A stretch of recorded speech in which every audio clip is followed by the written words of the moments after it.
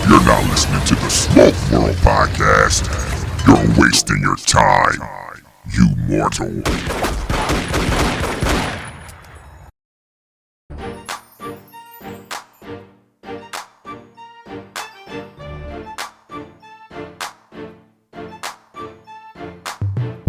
What's up, folks? Welcome to another episode of Smoke World. I'm your host, Stone. So go grab that stick. Go grab a glass or whatever you're drinking. Let's sit back and have that conversation. Hey, I want to say thank you. Thank you for all who came out last week, May 19th. I had my thank you event at a lounge, and I was blown away on the amount of people that showed up for Stone and Smoke World. So thank you so much for the love. We were able to give out door prizes, so most folks walked away with something. I also want to thank my brothers and sisters, because this episode is dropping on a Sunday, the day before Memorial Day. Thank you for your service. We appreciate you, and we love you. And I know you may hear this, we thank you for your service a lot, and it sounds generic, but that's a real sincere thank you for what you do. Okay, this episode is wild as shit, because how many times have we been told we don't talk politics and religion in the lounge? I'll wait. All the time. But you know it happens all the time.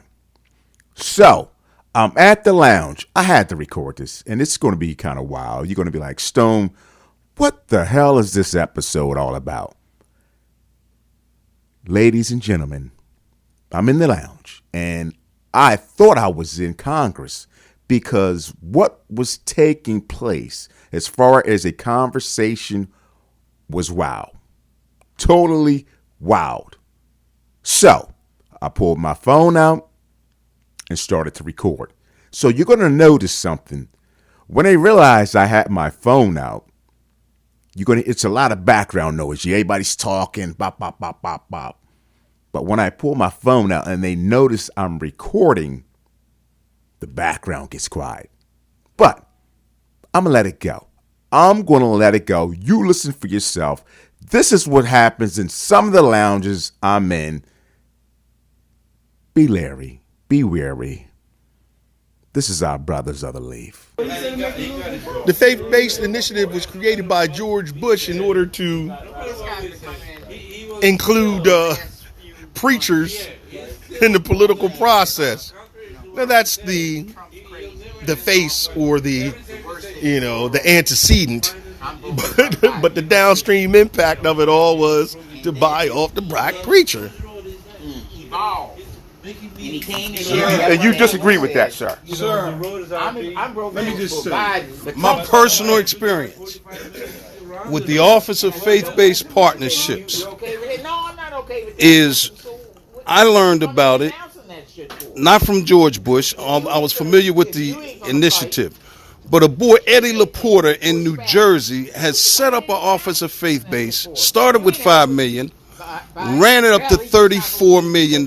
We had nothing in this state that would stand independent of the state and big preachers that would be a vehicle that we could utilize to bring resources straight to the block.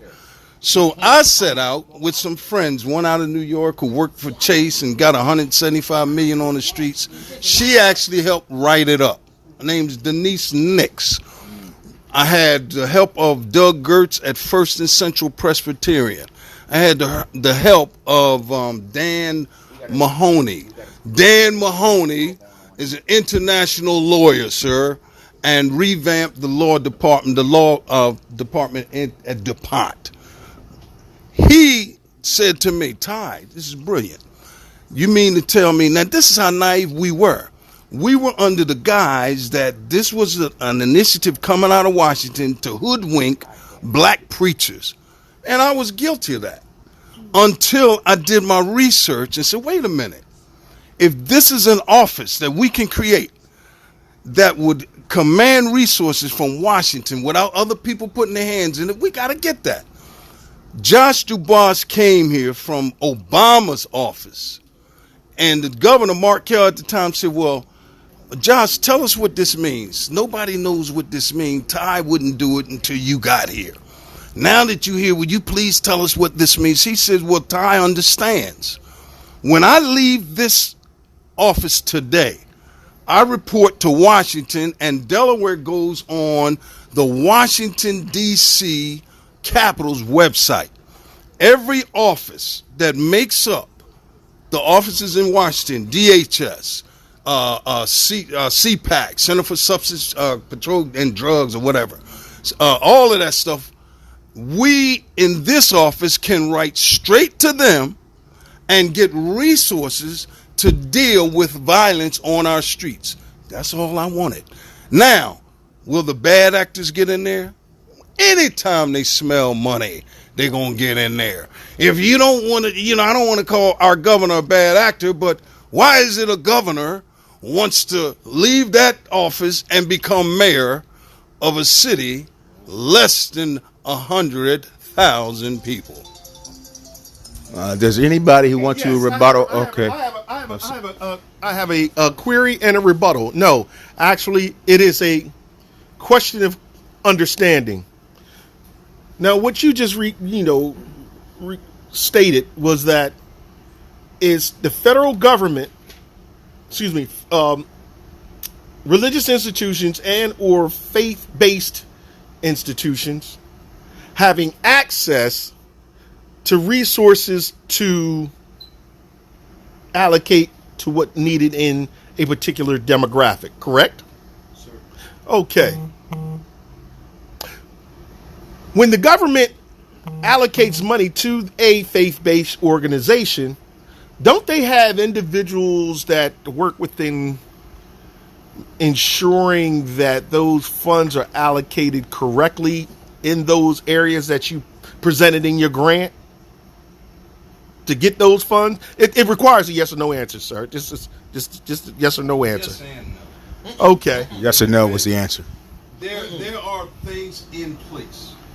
There's always protocols, and there's always procedures when it comes to grants, when it comes to allocations of funding, and it's supposed to be. Right. There should be accountability across the board. Okay, could you come back here, sir? With that being said, you had individuals who all do audits. You have individuals conduct audits. Right. You have individuals who are, I can't remember the term that they use, but they're watchdogs to ensure that those allocations are going where they are supposed to go, correct? If they have people in those positions, and if those people are working for the goodwill of the people they are hired to represent. Understand. So, isn't there a certain level of government control and or latitude to say, okay, if this organization, the First Central Church of God in Christ on top of Natchez Hill, is receiving federal funds, that they can be audited, sanctioned, so on and so forth, for not allocating those funds to where the government says that they need to be allocated to?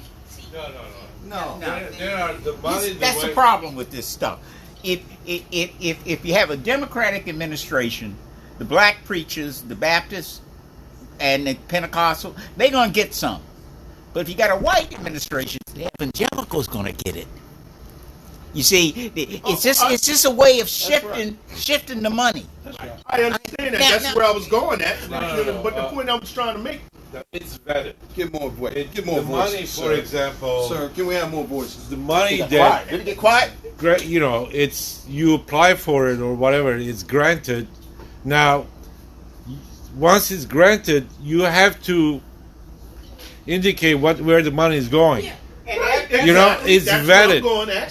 So the money is vetted. It's called implementation. Education No, in the schools You against have to abortion. show. That's what they're going to gear it. They make you show after a year. You have to come up with a report. The grants, there are grant-based grants gotta you have can metrics. give. It's not attached anything to it. You guys are talking about the bureaucratic mechanisms of it all, Yeah. but that ain't the deal. The deal is I know. Go ahead. I think this I know is where not you're the going at. deal. What's the deal? The deal is, are you on my side or not? Are you going to help my That's what I was politics? Exactly. That's what I was saying. Exactly, he was trying to get to that. So that y'all can understand where I'm going. I was Yeah. laying a format. He's took too feeding long to get baby there. food before you give him a steak. Oh, Take too long to get there. Hey, God. Thank you. hey, Thank you. I sir, was just setting the Sir, playing field sir. so you can understand my point. sir. Can we have a point of order? You was giving all the details that was necessary leading up to that. Can we have a point of Thank order? you so very much, sir. Right. Thank you. Point That's of all order. Hey, I'm saying. sir, no one is disagreeing with you, sir. No, I'm not. No. It wasn't No. about the disagreeing to No that one part. is- I'm saying to the conclusion of what Elder and I touche'd on. Right. Look, Right. I agree that anytime anybody is giving anything, they're going to want a hand in it. That's just a lesson in life I've learned. When I go to anybody, So we have to get out of the ambiguity of, okay, now, still the government is controlling. You can't argue this is the best thing since sliced bread. You can't whoa, argue whoa, that. Can I finish? You got. I mean, y'all had the He's an floor. experienced guy. Well, no, I mean, can I You're finish? not. You don't go to the governors to ask for money. Oh, He I goes asked to for a the governor grant. to I ask asked for a for federal money. grant. But we talking about grants within the faith part of it, you know, because it's between Well, church and still, state. what he said, look, There's still a the separation government- between here's church what and he said. state. All right, So you got to be very, Dubsy. very careful. Dubsy, listen. Ron is right. Rodney's right. You do have to be careful about how you deal with the government. However, how do we go from a say it loud, I'm black and I'm proud, which is the mentality, to the movement to where we want 5 things. We want income, education, housing, healthcare, and justice. How do we get that? Okay. One of the tools that I saw available to the people in my community was to create an Office of Faith-Based Initiative. Now, let me tell you why. It wasn't because I thought the Democrats was going to control it. It's because I knew that it would be Episcopalians, it would be Presbyterians, good old Baptist boys, and the good old Baptist boys couldn't take it from us because they had the big churches. That was not going to happen. The people on the ground level would have just as much say as the people on the gravy train. You understand? And that's what drove us to do it. The other thing that drove me to do it is when the money comes, it doesn't go through the state.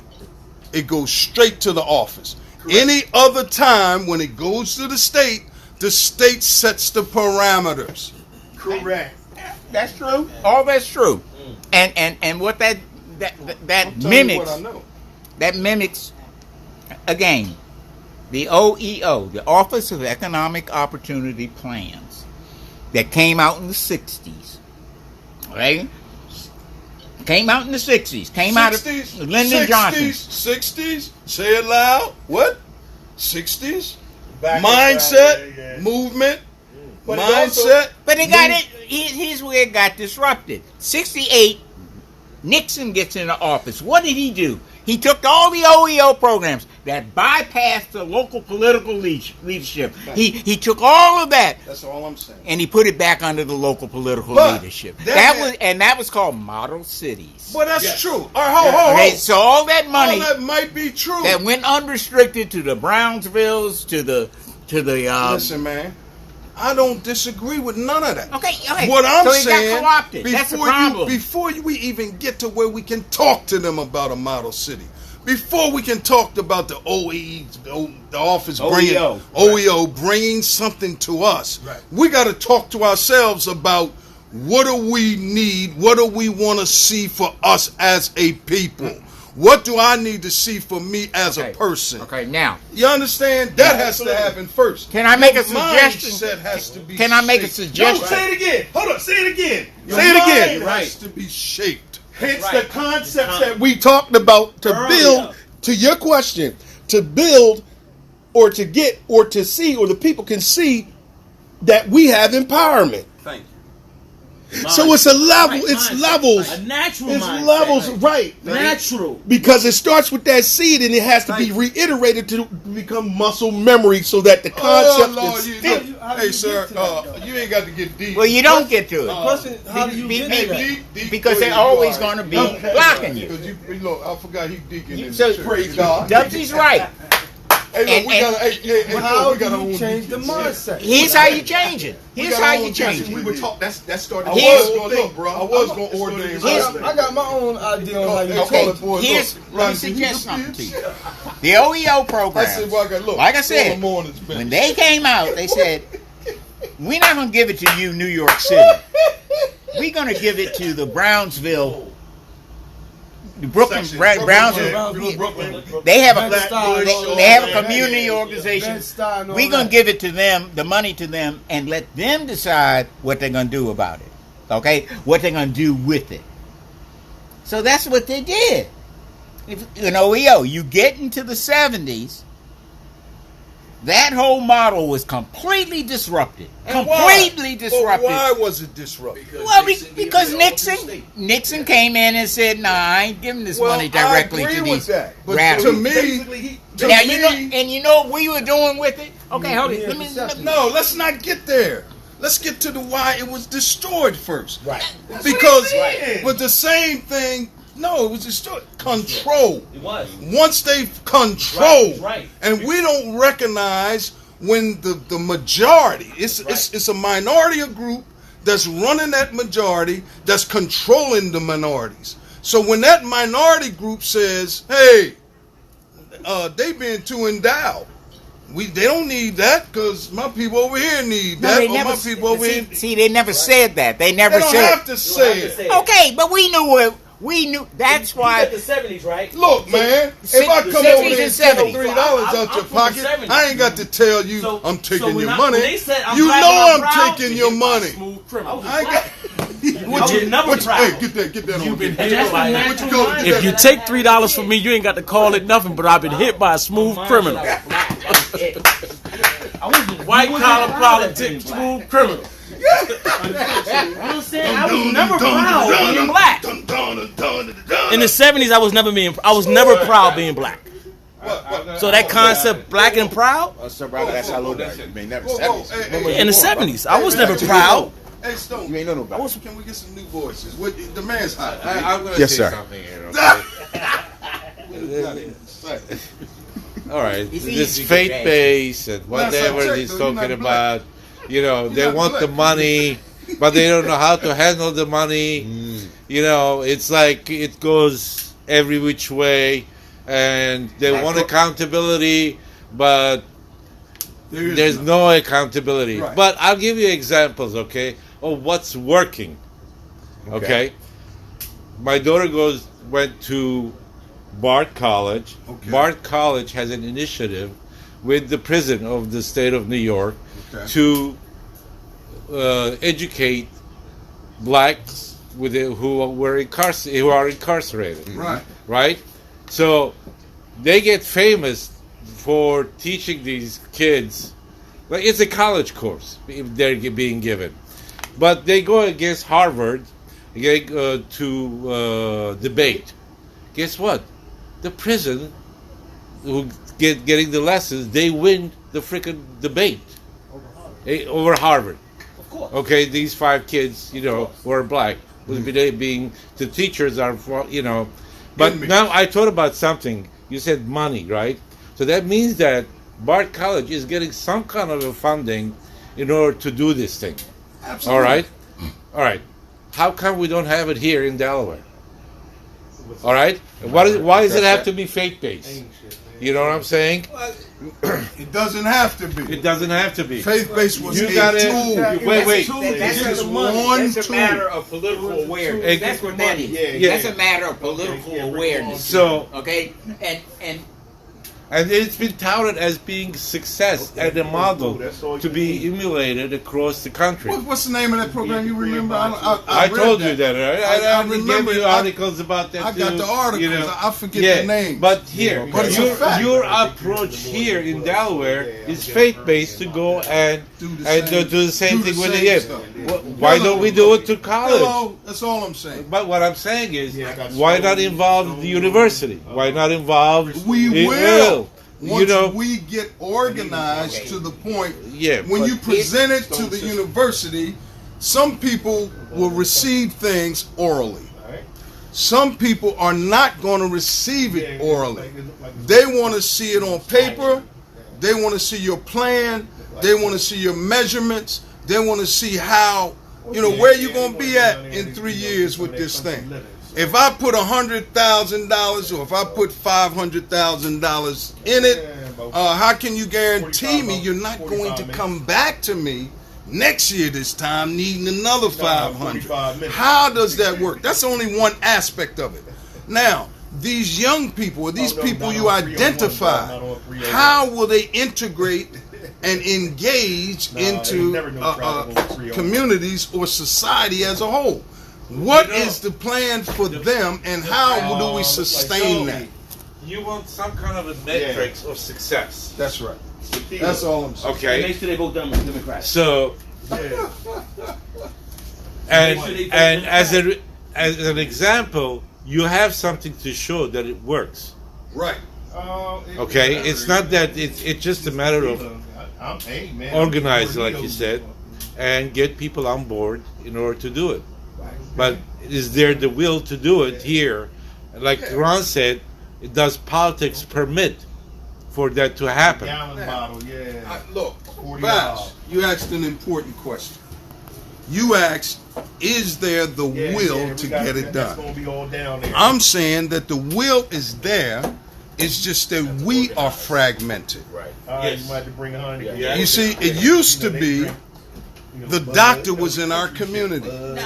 The teacher was in our community. You understand? The lawyer was in our community. that's true. And we could draw from these people because they had a sense of self-love, and that self-love... And they had some knowledge. They had some knowledge. No, they had knowledge. They Yes, did. they did. Yeah, they did, Rodney. Self-love is different from knowledge. I'm gonna give you two names. Hey, Major Owens. Major Owens was a PhD who was a principal in a school in Brownsville. Okay.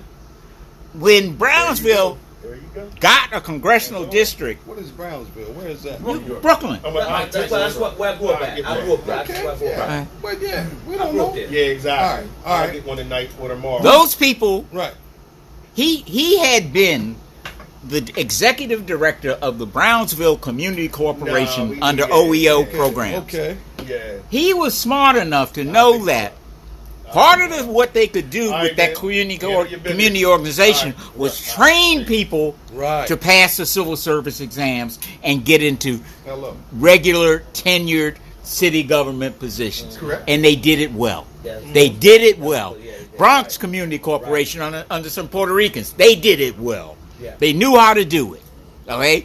And again, they weren't revolution. Oh, let me finish. No, he was in the neighborhood though. He But didn't. he wasn't no revolutionary. He wasn't no Black Panther. He We're was. not saying Matter of fact, he was Black a Black Panthers. Panther. We're not saying he was that. He was We going- Saying, he we're was- saying he had enough self-love and enough love for No, his community that he invested his gifts and talents in a way that even you can talk about it today. And he used the only mechanism he had, the community corporation funded by the Office of Economic Opportunity. He used it. He used what he had in the only way he could. But it was a traditional. What did I say about the Office of Faith? It was- It's all we got. I'm using what we got. And again, that came later. And they came later. I came later. It came later as a bulwark against what he was doing. I came later. It came later as a bulwark against, as the antithesis of what he was doing. Hey, don't use them big words on me now. You ain't got. That's how they used it. You ain't got to be doing all that because you're a writer. I'm just saying to you, Todd. Hey, look, that's how he got a writer now. Look, what it goes that's how they used it. Hey, yeah, I get it. And you know, I know. You know when you know. Hey, where's it at today, though? I get it. It don't exist no more. They blew Got rid of it. blew it up. But that's It the doesn't reason why exist anymore. The Republicans, basically. They put evangelicals in there, and the evangelicals start doing their thing. And the Democrats says, "Oh no, we ain't having this. You know the reason why You mixing because of that. politics and religion and religious doctrine. No, we ain't going for this no more. Okay? And that's how they wiggle their ways into the church. The blueprint. By giving them money, you gotta give back. Self-love. In a sense. No. The evangelicals didn't so much get involved because of the money. They got involved because they could influence things. So saying that shit was with their right. I wasn't proud. influence things, Using God, which is what we were doing with our programs or our idea of getting the church involved, getting the community leaders involved. We were doing the same thing. Okay? That's what a lot of Then that got closed off too. That got closed off. You OEO program, you ain't getting no money no more. You got to go through the mayor. The mayor in your town. And your mayor, that mayor didn't want you getting any in New York. In New York, Cleveland, Boston, that mayor did not want you yapping at his heels and being funded from Washington to do it. He didn't want it. So he he gets the money. He says, okay, new program. You got to come to me. I got the money. You got to come to me. And I got to say that to myself. And versus and Todd's faith-based. All I'm saying is the template of the faith-based organization. It kind of began and got really strong with the evangelicals. It becomes a possession. The people who were the conservatives. Michael Jordan is possessed. You would find a vigorous faith-based office of faith-based organizations in the George H.W. Bush administration, we suffered in the George Bush administration. Right after you didn't see a vigorous faith-based thing under Clinton. Because he had other ways. He had other channels to the community. Black elected officials. It was in his interest to promote them. To keep them out in the forefront. Well, if your eyes are rolling back and your eyes are glazed over, I apologize, but I had to have you experience what I go through sometime in a lounge. And some of you are saying, Stone, that was a bunch of horse shit. And you know what? You may be right, because it wasn't Congress. That was a local cigar lounge, and half of those guys sound like career politicians. So if you have this same experience at your lounge, I would love to hear from you, because I'm telling you, these guys are running for office. Nonetheless, I digress. Thanks for listening, and we will see you on the other side. All right, folks, listen. Smoke World Podcast, IG, SmokeWorldPodcast.com is the website. Stone at SmokeWorldPodcast.com is my email.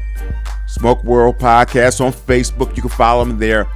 Thank you for your support. Hey, listen, be safe. I will talk to you guys again. Thank you for who all showed up on the thank you event. Peace out. I ain't got nothing else to say. Smoke good, drink good, and be safe.